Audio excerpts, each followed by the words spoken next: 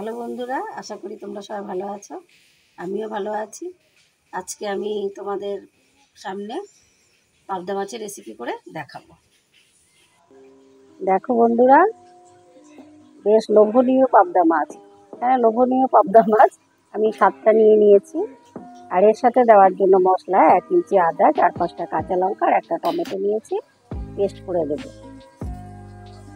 আর পাবদা মাছগুলোকে আমি নুন হলুদ দিয়ে মাখিয়ে নেবো আর একটু কাঁচা তেল দেবো, যেহেতু কাঁচা তেল দিলে মাছটা ফুটবে না।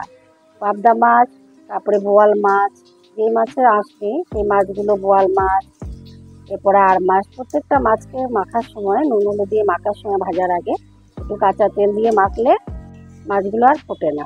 এবার আমি আরেকটা টোটকা তোমাদের বলছি। এই যে তেলের মধ্যে সাদা সাদা দেখতে পাচ্ছ, এটা আমি একটু নুন ছিটিয়ে দিয়েছি। গ্যাসের ওভেনে আমি প্যান বসিয়ে আমি তেল দিয়ে একটু নুন দিয়ে তেলটাকে গরম করে নিয়েছি। নিয়ে আমি একে একে মাছগুলোকে ভেজে নেব। 2-3টে করে মাছগুলোকে মিডিয়াম আঁচে ভেজে নিয়েছি।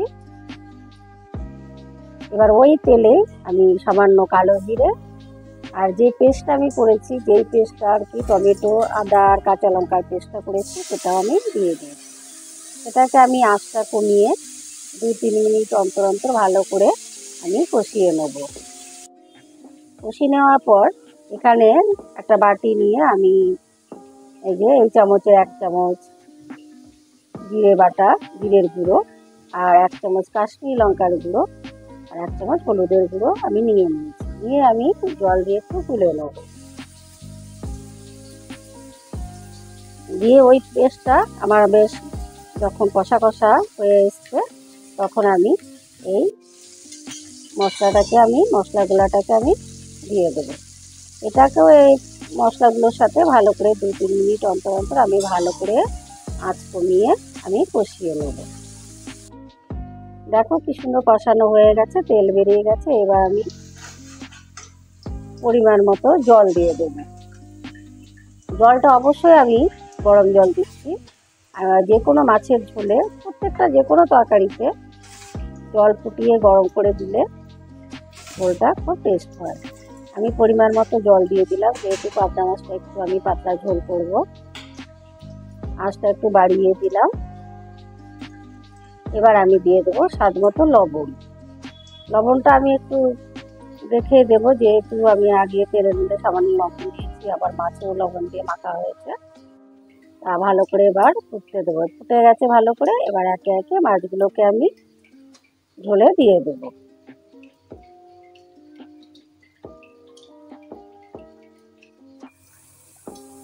দিয়ে দেওয়ার পর এবার কিছুক্ষণ ফোটার পর আমি 4-5টা কাঁচা লঙ্কা চিড়ে দিয়েছি।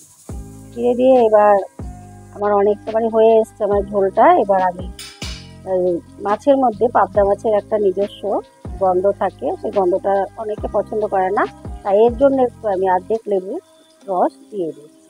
এটাতে ঝোলটাও খেতে টেস্ট হয়। আর আমার তরকারিটা হয়ে এসছে। এবার আমি নামিয়ে নেব। এবার পাবদা মাছের রেসিপিটা আমি যেভাবে করেছি তোমরা সেভাবে করবে, দেখবে দারুণ টেস্টি হবে। এই ভিডিওটি যদি ভালো লেগে থাকে, লাইক করবে, শেয়ার করবে আর কমেন্ট করবে। আর চ্যানেলটিকে অবশ্যই সাবস্ক্রাইব করবে, যেন নিত্য নতুন ভিডিও দেখতে পাও। ধন্যবাদ।